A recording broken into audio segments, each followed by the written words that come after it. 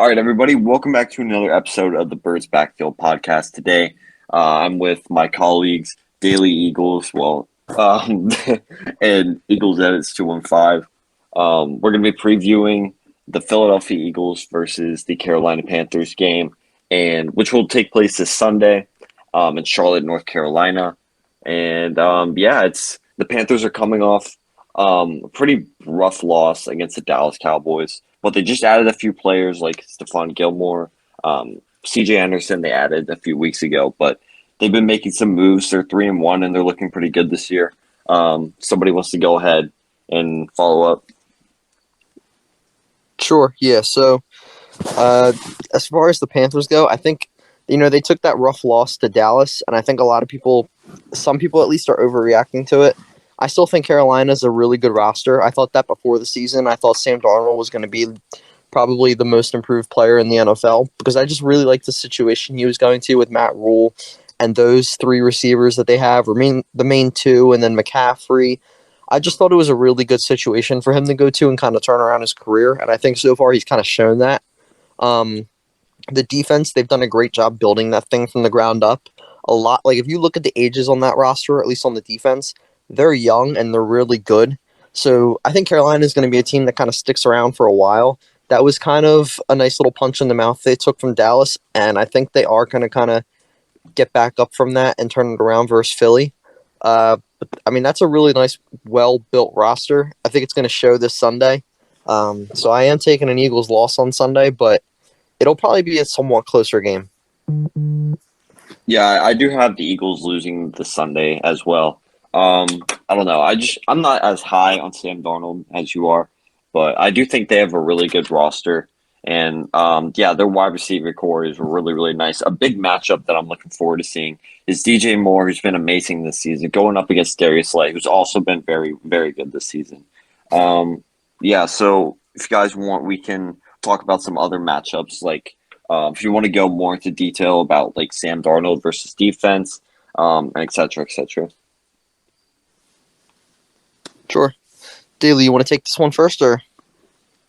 Yeah, sure. I mean, if I remember right, Darnold's got the most rushing touchdowns in the league at the moment, which, I mean, personally, I wasn't expecting. I'm sure some of you weren't either. But we struggled against the run, and if they have Darnold with, sounds like McCaffrey's going to be back.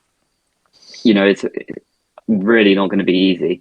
He threw for 300 yards again the other day, and we're going to have to force a turnover on him or a couple probably if we're going to end up winning. Yeah, that's a good point about the turnovers because last week he threw 2 interceptions, I believe, to Trayvon Diggs. So, and he's always been a pretty interception turnover player in the past with the Jets. Now, granted, he was with the Jets, but still, like his decision making always hasn't been the best. So I feel like the Eagles definitely have to force some turnovers if they want to win, which to their credit, they have done the past few weeks, right? They forced the interception last week against Patrick Mahomes, Eric Wilson's interception. They also had the forced fumble for a touchdown thing against the Cowboys. So they're going to need to do a good job at creating turnovers if they want to win this game. But yeah, Christian McCaffrey, I don't know what his status is, if anybody has like a follow-up on that. I think he was practicing today. Yeah, so I'd assume they said he looked pretty good today in practice. He practiced really well. So it's looking like he's going to be playing on Sunday. They didn't think that originally, but it looks like now he's going to be out there. Okay, so with a hobbled Christian McCaffrey, do you think that, and I think that this is a big matchup for us, but a hobbled Christian McCaffrey going against a struggling run defense, like what do you guys think of that? Do you think that the Eagles are going to contain McCaffrey well, or are they going to struggle more, or like what are you thinking about that? I think he'll get over 100 yards personally. We seem to be completely clueless against the run so far this season. That I don't think, he may not be at his best, but we're so bad. I don't think it really matters. Yeah, I agree with that. I think even if it's not rushing, he could easily have a good receiving day and totally destroy us in that facet. But even aside from McCaffrey, like they just have so many weapons. Moore, Anderson, like one of these guys, probably Moore, is bound to break away in this game and kind of put us down. So even if it's not McCaffrey, I think somebody will have a big game, but I don't think he's going to be really held back at all by the injury. Or the only thing that would hold him back production wise is if he doesn't play because of the injury. Like if he gets hurt mid game, if he's on the field, he's going to produce. Yeah, I definitely see that. And also, we have to make sure that we try and contain Christian McCaffrey as much as possible as a receiving threat as well, because the guy's literally gone over 1,000 receiving yards before, and that's just insane production. So that's going to be a big matchup for us to look forward. You would think that's probably going to be a complete mismatch, right? Because he would be lining up on our linebackers, right? And that's just complete mismatch, right? Yeah, that's a great point. Now, you're probably going to have to put a lot more safeties in the box at that point because you have to do so. Like, I'm not trusting Eric Wilson in one-on-one against Christian McCaffrey. Like, I'm just not doing that. So, yeah, you're probably going to have to rely a lot more on the guys up front, like Javon Hargrave and Fletcher Cox, who, by the way, Fletcher Cox has not been good this year. But we have to rely on those two guys really to stop Christian McCaffrey if we want to win this game. Now, moving on to the defensive side of the ball. Not defensive side of the ball, offensive side of the ball. The Panthers added Stefan Gilmore this week, who will not play. I don't remember if I mentioned that, but they also have C.J. Henderson, who's a really good cover corner and who the Jaguars drafted 9th overall in 2020, I believe. So the Panthers have a really good secondary. It's not just what's his name? Sorry, I just mentioned C.J. Henderson too. They also have Dante Jackson, who's been very good this year, and J.C. Horn. Although he's out, he's also done pretty well for Carolina this year. But what do you guys think about Jalen Hurts, and what are your expectations for him going into this game? Well, go ahead, Daly. I hope he run the ball firstly. Zeke had near 150 yards, and I think Pollard had nearly 70 yards against them in the past week. So I think it's another chance to run the ball. But Sirianni seems to do anything but that. So I think if we're going to win, we're going to have to force turnovers and run the ball. I'm not sure which is least likely. Yeah, we were mentioning. Sorry, Nick, but we were mentioning earlier about forcing turnovers and how big of an impact that would have on this game, especially going against a really young team like the Panthers. I don't really think, like, other than last week, I don't really think I've seen them like completely like collapse and have like a disastrous week. So trying to create as many turnovers as possible would be important, and also too, like, for our struggling offense, well, not really struggling for last week, but like in general, a young offense that we have, getting them in good field position is going to be key. So those turnovers are going to be a huge part of this game, and I feel like if we force 2 or more turnovers, we can definitely win this game. Nick, if you want to go now, sorry. Yeah, you're fine. I kind of mentioned it earlier, but like their defense is young, it's talented. I really like their defense. I mean, Jeremy Chin's one of my favorite defensive players in the league. I think that's a really good unit. So I kind of see the Eagles' offense struggling a little bit. It'll be interesting to see how specifically Hurts performs against them, because we've seen this year 2 weaker defenses, he's had his better games. 2 stronger defenses, he's had his worst games, especially Dallas. So this is another one of the better ones. I think going in the Dallas game, they were ranked number 1. I don't know where they're at now, but they're probably still around top 5. So it'll be interesting to see how they go against this Carolina defense. They have a really good defensive front. Their linebackers are okay, but their secondary is pretty strong, especially with Henderson back there now. We're just lucky they don't have Gilmore yet, because if they had him, I would be pretty locked in on a loss this game. But it'll just be interesting to see how Hurts plays against them, and then how Sirianni can scheme up some open routes and some open big plays for the offense against this defense.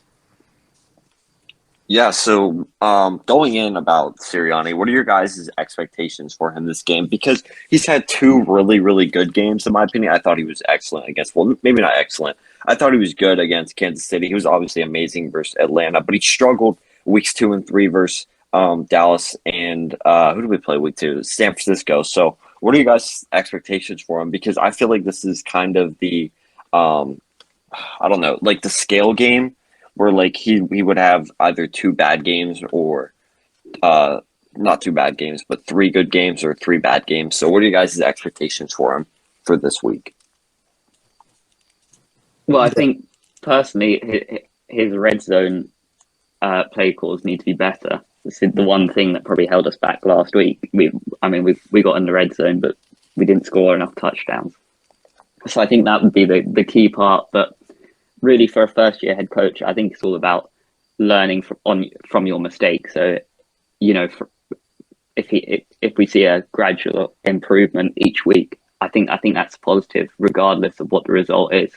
Because I mean, ultimately, this year it's all about improving and finding out, you know, what we've got going forward. So I think it applies to Sirianni as well. If he's constantly improving, then, you know, it's a good thing, and he'll have another off season after that to like build the identity, if you like, and you know, complete the team or improve the team even more and look to become a contender in the longer term. Yeah, I agree with that as well. Nick, if you want to go ahead. Yeah, I like what Daly said. I think the big thing is kind of finding your identity. I think he has yet to do that yet. We've kind of seen him lean towards the pass, obviously, and kind of go away from the run. And I don't have a problem with being a pass-first offense, but to support it with a solid run game would be pretty beneficial. So if we could just find our identity as an offense and then build off of that, which again, if it's pass first or if it's heavy passing, I don't mind that. I just want to know and kind of build on it and see if we can get efficient off of it. Yeah, definitely. I want to talk about the pass game a little bit too, because I feel like the reason why the Eagles are going away so far away. Well, sorry, I spoke too soon or started a little bit there. My fault on that. But I feel like the main reason why the Eagles are going away from the run game this year isn't necessarily because of Nick Sirianni. I think it's more so because of Jeffrey Lurie and his philosophy of always being a run first team. And like, I don't know. I don't see why two professional head coaches are running the ball like six times for Seattle and three times for the Cowboys. It just doesn't make any sense. So I feel like there have been reports about Jeffrey Lurie and his desire to have an elite passing game. And I feel like even though at the time I didn't really put that much faith into those reports because I didn't think they were legitimate. I thought they were stupid. But now I think that it's kind of true. It's gotten to the point where it's become so ridiculous that like I have to believe it now because I don't know. I just feel like the Eagles need to do a better job of running the ball, and they're not doing that enough. And I feel like there's one man to point the finger to, and that's Jeffrey Lurie. Yeah, I totally agree with that. I was talking about that with a couple followers the other day, and Howie and Lurie are so overbearing and overwhelming as bosses.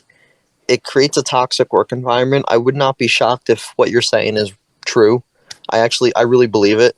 I mean, they've overstepped into the draft process and totally shut down NFL scouts and the former head coach on who he wanted to get their guy. So really, what makes you think they wouldn't do it again to tell the new coach, a rookie coach, hey, you're going to throw the ball instead of run the ball. You're going to do what we tell you to do. So I just think that's 100% what's going on. I think he sees these other young quarterbacks around the league and these offenses like the Chargers and the Chiefs and everybody else, and he's like, I want that. The problem is you don't have the personnel to do that because you drafted Jalen Reagor and you have a quarterback who has a subpar arm. So they're trying to force something they don't have, and I think that stems from the top. It doesn't come from Sirianni, in my opinion. Yeah, that's a way better way to point it. Yeah, Daly, if you want to go in a little bit more about that. I remember the report you mentioned. It was about that Green Bay game, wasn't it? Where I can't remember. I think Jordan Howard had three rushing touchdowns. We basically ran all over them, and we ended up winning. And it was about Lurie being annoyed. But I don't really like that win was such a key part in that season because we started 1-2, didn't we? Yeah, we started that year 1-2 with losses to Atlanta and Detroit, I believe. Yeah. That game was season saving. That kept us from basically losing the division. And then, eventually we went on to win the division, I think by a game pretty much, wasn't it? So, Yeah. you can look back at that game as maybe the game that turned it. I just don't see how, from an owner's point of view, for example, how you can want to, risk losing a game like that because you want to see the ball passed more. Like, and if anything, that game as well, we saw, if I remember right, Aaron Rodgers had 8 downs inside or first and goal, and he had two series, and they didn't score, and he passed on every single play while we just ran over them, and I think that just shows a difference between what can be right and wrong. So, if that report is true, would you put losing over running the ball? I don't think you should. Yeah, definitely. And that Packers game, not just the Packers game too, but I remember the same report they were talking about the Bears game too, the playoff game, and they only scored the Bears game, or was it the Falcons game where well, I don't remember. It was one of those low scoring playoff games where Jeffrey Lurie came out absolutely pissed because he wanted to see the offense score more points. And at the time it doesn't sound real, right? Because you just won a playoff game. But still, like, it just, the more and more I see two head coaches, well, not see, but think about two head coaches not running the ball, I just, like, I have to believe that report more and more because it just seems credible with all the power struggle that Doug Peterson had, and like all, like, I don't know, thinking about Nick Sirianni potentially being a puppet to the both of them. I definitely think that the report is gaining credibility. Now, moving on back to the game. Sorry, real quick. Well, sorry, yeah, go ahead. Sorry. Especially with Sirianni coming from Indy, where they ran the ball heavy with Jonathan Taylor, like, and he was the OC there. Why would his philosophy just change as soon as he gets here? Like, it just doesn't make any sense. You got to think it's coming from the top, that they're really influencing the change. He's kind of proving himself to be like a Jerry Jones behind closed doors. Like, he's just the same exact type of owner, just less public. And we've obviously drafted a first round receiver in the last 2 years. Last year was a really dubious pick. I think they might have forced the ball to be thrown, hoping that, Riga would catch it, and then they'd look great because they drafted this guy instead of the obvious pick. Obviously, that's not the case. But now I wonder if they're doing the same with Smith, although Smith looks much better. Yeah. But, like, it would make sense if Howie was asking them to throw it to try and make his pick look good. Well, I think you're wrong for comparing Jalen Reagor to Devontae Smith, considering that Reagor is a bad player. Devontae Smith is amazing. Well, but I was yeah, trying to compare situations. I don't know if he's yeah, comparing no, the I definitely players. get what you're saying. I definitely, like, that point does make a ton of sense. I was just making a joke about how awful Reagor is.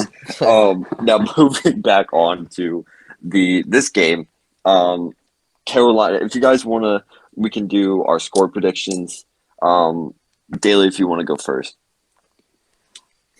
It really is a big game. So I'm going to say Eagles win 21-20. Okay. Okay. I was not expecting that. I thought you were about ready to, like, kill the team and, like, just, like, a depressing response. Nick, if you want to go ahead. Yeah, I wasn't expecting his score. I think Carolina's got a lot of weapons. I think they got a really good defense. I don't really like how Philly matches up on either side of the ball, to be completely honest with you.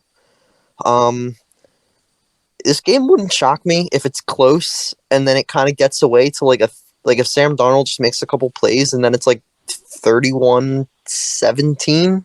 If it ended up around there, I wouldn't be shocked. For Carolina, of course. Okay. So I'm more so where you're at, Nick. I feel like this game is going to be competitive for a little bit. But I just don't like the matchups on offense for Carolina. And I thought you made a really great point about how Christian McCaffrey is just going to abuse our linebackers specifically. So, yeah, I feel like he's going to have an amazing game this Sunday. I feel like absolutely going to be the best player in fantasy football this week. And he's projected to I have, which is just insane. Yeah, he's like, he missed 2 games and is still top 5 in fantasy points. It's ridiculous. But yeah, moving on back on topic, I have the Eagles losing this game 23-14.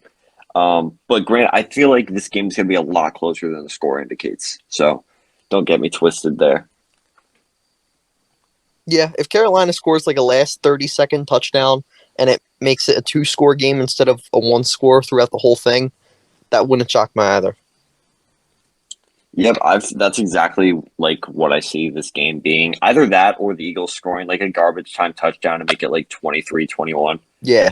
I feel like it's going to be one of those games like last week, for example, right? Like, I don't know. Like, it was close for 3 quarters, and then it kind of got out of hand in the fourth quarter. And then they scored that I last feel second like- touchdown to make it seem less blowout. Well, to be fair, Kansas City also scored a last-second touchdown. Like, was that really necessary? Like, Yeah, you're right. Like, you know what I'm saying? Like, I don't know. But yeah, that's exactly what I see this game turning out being. So yeah, do you guys have any additional thoughts going into this week? It's more back a bit on last week, but if we looked at an interesting thing is Gainwell had 3 carries for 31 yards and a touchdown. Sanders had 7 carries for 13 yards. I think, might be a bit of a prediction, but I wouldn't be shocked if looking ahead, Gainwell starts getting more carries than Sanders.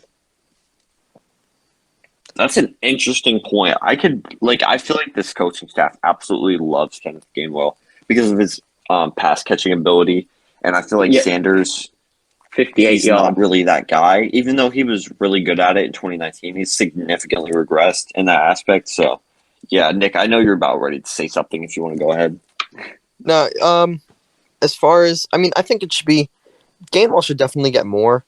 That 3 for 33 or whatever he had, that's good production. Obviously, that's kind of I don't know if that's repeatable every week. That's pretty good production to repeat every single week. That's probably more of a product of getting selective carries. I think it should be more of a 50-50 split for now. I think Gainwell's shown that he can make some plays and he's earned some more touches. So they should really be shooting for 20 touches to the running backs a game. And I think they should be splitting the carries or splitting the receptions both ways. Like I think at this point you gotta up the touches for the running backs, and I think it should be split. Yeah, I think right about that too. I feel like on running downs, Gainwell should get not as many carries, and Sanders should be in a lot more passing down or not passing downs, and a lot more running downs. I feel like he's the better runner than Gainwell, even though he did have that game last week where Gainwell averaged like 10.1 yards per carry. But I don't know. I feel like Sanders is the better runner right now. He's also more experienced. But I just feel like on like screens and dump offs and like swing passes, the guy to use for those scenarios is Kenneth Gainwell. So I think Gainwell should be your third down back, and Sanders should be your first and second down back. And I feel Gainwell fights for a lot of extra yards. I don't really see Sanders doing that, to be honest. I feel like if he gets first down, he's kind of happy with that. But Gainwell will try and get you, 15 yards instead of 12 yards. That's an interesting point because I don't know. I always thought that Sanders was sort of like that, right? Like he's not really the guy to like extend his arm out, and maybe that has to do with the injuries that he's had throughout his career, because he has had a couple injuries. But I don't know. I feel like that's a really good point, and I was always not only that too, but like his size as well. He's not really been the biggest guy in the world, so I was wondering like, does he get tackled before he can try and get extra yardage? So yeah, that's a really interesting point. But Gainwell has done really well after contact too. So yeah. All right, so that's gonna wrap it up for this episode of the Birds Backfield podcast. We hope you guys all enjoyed. Make sure to follow us all on Instagram at Daily Eagles, at Philly Eagles Only, at Eagles Edits 215. And yeah, we all really enjoy doing this. We plan to do a lot more, and we'll be back for the post game show. So yeah, if you guys have anything else to say, we're just gonna sign off. I think I'm all good. I think we kind of crossed over every point, and at this point, we kind of know what we're thinking for Sunday. Yeah, same here, really. Let's hope the post game shows we're talking about a win. Yeah. Yeah. All right, guys. That'll do it. And take care and go Birds. Peace out.